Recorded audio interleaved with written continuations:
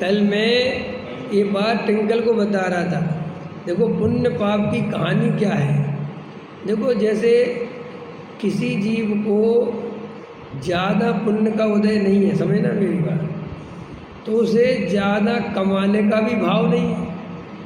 ठीक है कि उदाहरण समझना मेरी बात। अभी 3 आदमी खड़े करेंगे अपन, तुम तीनों सुनना शांति से। एक जैसे एक आदमी है, उसका पुण्य का उदय भी कमज़ोर है और उसे कमाने का फिर ज़्यादा भाव भी नहीं है, क्योंकि अगर पुण्य का उदय ज़्यादा हो तो भाव भी वैसा आता है।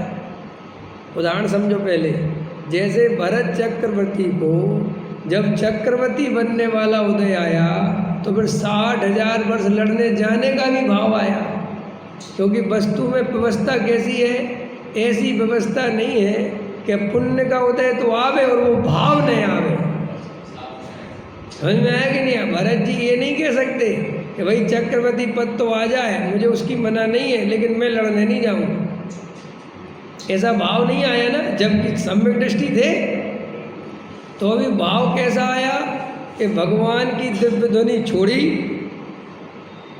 और कितने वर्ष के लिए गए भाई साहब? 60,000 वर्ष क्या कहलाता है। और 60,000 वर्ष पुण्य करने गए कि पाप करने गए? बताओ भाई, है कोई तीर्थ की वंदना करने तो गए थे नहीं, समझ में आया? पूरा सीधी बात शासन फैलाने गए थे अपना, और शासन फैलाने का भाव तो पाप का भाव है। और धमकाने गए थे सब राजाओं, समझ में आया कि नहीं आया? तो अब चक्रवर्ती पद आया तो साथ में पाप भाव लेके आया कि नहीं लेके आया? क्योंकि ऐसा ही संबंध है, ऐसे ही तुम्हारा ज़्यादा पुण्य का उदय आ गया है, इसलिए तुम्हें ज़्यादा लगना भी पड़ेगा। समझ में आया? ये थोड़ी गणित समझो। जैसे किसी व्यक्ति का यशस नाम कर्म का उदय है तो उसे भागना पड़ेगा, टिकट करा करा के वहाँ माला पहनने, माला महले, वहाँ माला। क्यों साहब नहीं भागे तो? कैसे नहीं भागेगा बेटा? ये यशस नाम कर्म का उदय आ रहा है, वो तेरा पीछे थोड़ा ही छोड़ेगा। पकड़ में आई बात के नहीं? अब देखो बाहुबली का नहीं आया, उस जाति का तो उस जाति का भाव भी नहीं आया। आया क्या? देख समझ में आ रही कि नहीं आ रही? तो देखो जो लोग ज़्यादा पुण्य की चाहत करते हैं उनको ये भी समझना चाहिए कि पुण्य का उदय अकेला नहीं आता, पुण्य का उदय साथ में पाप भाव लेकर आता है। पकड़ में आई है थोड़ी गणित? अगर तुम्हारा पुण्य का उदय आएगा तो उसके अकॉर्डिंग तुम्हें पाप भी करना पड़ेगा। अब जैसे मान के चलो अरविंद जी को अरबपति बनना है, अभी तो करोड़पति तो है, अब अरबपति बनना है, तो जैसे बैठे बैठे नहीं बन जाएंगे। अरे कहाँ डलेगा? अच्छा आप तो वज्रसेन जी के यहाँ डले, वज्रसेन जी कम करोड़पति है क्या? ये अपना बचा लेते हैं। सुनो तो अब मान के चलो इनको अरबपति बनना है, ऐसा उदय आ रहा है इनका।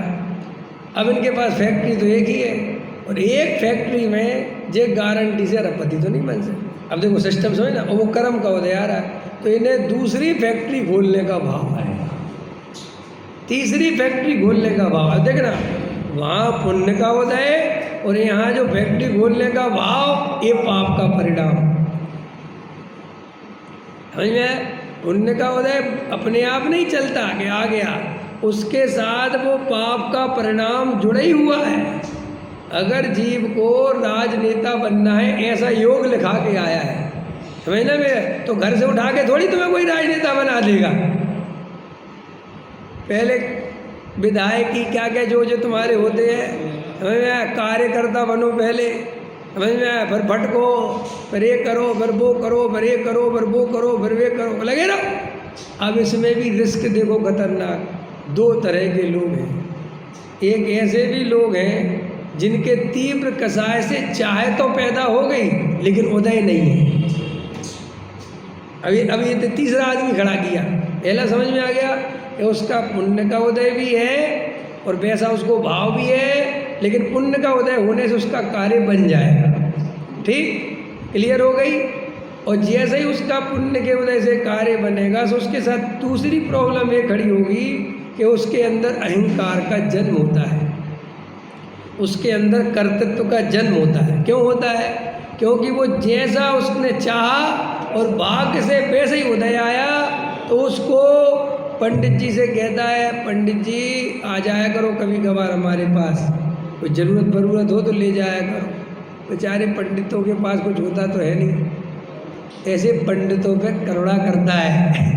समझ में आया कि नहीं आया? अब आप समझ रहे हो ना पंडित जी, ले लिया को, कोई दिक्कत हो तो बता दे। भाई तो हम ले लेंगे, तुम प्रवचन में क्यों नहीं आते? अरे अभी हमारे पास टाइम नहीं है, बहुत कारोबार फैला है, अभी आपको क्या बताऊं, वहाँ भी एक फैक्ट्री लगानी है, हमारा एक नया प्लांट वहाँ लग रहा है। आपको पता है क्या, मैंने वो मोटी वाली भी केबल चालू कर दी बनाना। अरे अच्छा, अब मैं अभी प्रवचन वगैरह में नहीं, उसको इस बात का रंज मात्र भी कोई दुख भी नहीं है, वो तो अंदर ही अंदर बहुत प्रसन्न है, क्योंकि पुण्य का उदय वैसा आया और वैसी कसाय है, तो उसकी तो समझ लो, वो कहता मेरे तो दोनों हाथ घी में है, मुझे कोई टेंशन। और दूसरा आदमी वो है बेचारा कि जिसके कसाय तो है तीव्र, समझ में आया कि नहीं आया, लेकिन उसके बेचारा पल्ले में पुण्य का उदय नहीं है, सो वो आकुलता में मरा जा रहा है, कसाय में मरा जा रहा है, क्योंकि कसाय पूरी है, भागम भाग पूरी मचा रहा है और पुण्य का उदय है नहीं। ठीक है कि नहीं? सो वो आत्महत्या करने पे चला जाता है, डिप्रेशन में चला जाता है, बहुत दुखी हो जाता है। ठीक है, दो आदमी समझ में आ गए तुम्हें, पुण्य का उदय और वैसा उसकी कसाय और फिर वो कर्तृत्व, इसका पाप का उदय और कसाय पुण्य की पाने की, सो पैसा उसका बैलेंस नहीं मिलता, सो उसकी तो कहानी। अब तीसरा आदमी खड़ा कर रहा हूँ मैं, जो हम में से हो सकता है। तीसरा आदमी वो है जिसका पुण्य का उदय भी कम है और कसाय भी तीव्र नहीं है, पुण्य का उदय भी कम है और कसाय भी तीव्र नहीं है। अगर पुण्य का उदय ज़्यादा होता तो उसे दौड़ना पड़ता, वो उदय उसे, क्योंकि भाई उसको एक सामग्री आनी है तो उसके वैसे निमित्त नैमित्तिक संबंध है। और अब अपना लगाना, जिसे अपन मिडिल क्लास कह रहे हैं, अब अपन समझ लो अपनी दशा क्या है कि ज़्यादा पुण्य का उदय है नहीं और तीव्र कसाय है नहीं और भेद ज्ञान जानते हैं, और भेद ज्ञान जानते हैं, तो अपन चाहे तो प्रकृति ने अपने को मौका दिया है निकलने का। तुम्हारा इतना भी पाप का उदय नहीं है कि तुम्हें रोटी ना मिले, और इतना भी पुण्य का उदय नहीं है कि 10 मकान खड़े करने का भाव रहे। समझ में आया कि नहीं आया? कितनी गजब की बात है। और रोटी भी मिल रही और ज़्यादा पुण्य का उदय नहीं, तो ज़्यादा कमाने का भाव ही नहीं आता। जैसे अपन से कोई कहे कि तुम एक दुकान और खोल लो, तो अपन को क्या भाव आता है तुरंत कि भाई साहब एक ही दुकान में काम चल रहा है और हमें आत्म कल्याण करना है, बहुत अच्छा है। समझना? तो इसमें बनाव क्या बन रहा है कि तुम्हारा उस जाति का उदय नहीं है और तुम्हारा उस जाति का भाव नहीं है और आत्म कल्याण की भावना है, तो तुम्हारी तीनों सुइयाँ एक दिशा में सेट बैठ गई। अब अगर तुम चाहो तो तुम मोक्ष में जा सकते हो, क्योंकि इन दोनों में से कोई भी सुई इधर से उधर हुई, मान के चलो तुम्हारी वो सुई हो गई कि पुण्य का उदय आ गया बहुत तेज, अब तुम्हारा बहुत मन कर रहा है जनवाणी सुनने का, लेकिन वो पुण्य का उदय तुम्हें सुनने नहीं देगा। गजब की बात कर रहा हूँ मैं। आप कहोगे क्या बात करते हो, जिनवाणी पुण्य के उदय से तो सुनते हैं। ना ना, जिनवाणी जिस पुण्य के उदय से सुनते हैं वो पुण्य अलग है, उसके लिए तो ये वाला पुण्य चाहिए जो अपने पल्ले में है। लेकिन अगर वो वाला पुण्य आ जाता, चक्रवर्ती बात, उसने तो भरत जी की भी जिनवाणी छुड़वा दी। आया तो भरत जी को ही मजबूर कर दिया कि चलो इधर से, कोई जिनवाणी नहीं सुननी, 60,000 वर्ष के लिए चलो लाइन से बोलो। वो वे तो सम्यक दृष्टि थे, समझना खतरनाक बात, वे तो सम्यक दृष्टि थे, तद्भव मोक्षगामी थे, उनको तो इतनी जरूरत भी नहीं थी जिनवाणी। अब अपन जैसे मिथ्या दृष्टियों का क्या हाल है भाई साहब, पल्ले तो लाल है नहीं, सम्मेसन तो पहले लिया नहीं, और अभी वर्तमान में जो सम्मेसन की चर्चा सुनने मिल रही है, और अगर ज़्यादा पुण्य का उदय आ गया तो गारंटी से अपन तो गाफिल होने वालों में से है। क्यों है? क्योंकि हमारे पल्ले मिथ्यात्व है, और मिथ्यात्व अभी भी कमज़ोर क्यों है? क्योंकि तुम्हारा पुण्य पाप का उदय उतना तीव्र नहीं है कि वो पकड़ बना सके मिथ्या। भाई मिथ्यात की पकड़ कैसे बनेगी? या तो तुम्हारा तीव्र पुण्य का उदय आ जाए तो तुम गाफिल हो जाओगे, या तीव्र पाप का उदय आ जाए तो गाफिल हो जाओगे।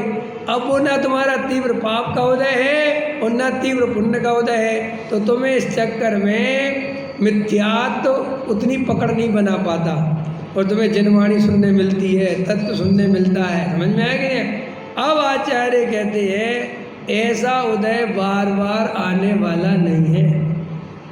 ये सबसे बढ़िया समय है सम्यक दर्शन लेने का, क्योंकि अगर तीव्र पाप का उदय आ गया, कोई शरीर में रोग आ गया, कोई कष्ट तकलीफ आ गई, तो फिर परिणाम संभले ना संभलेंगे। समझ में? और अगर गलती से पुण्य का उदय आ गया बहुत, तो संभली ना संभलोगे।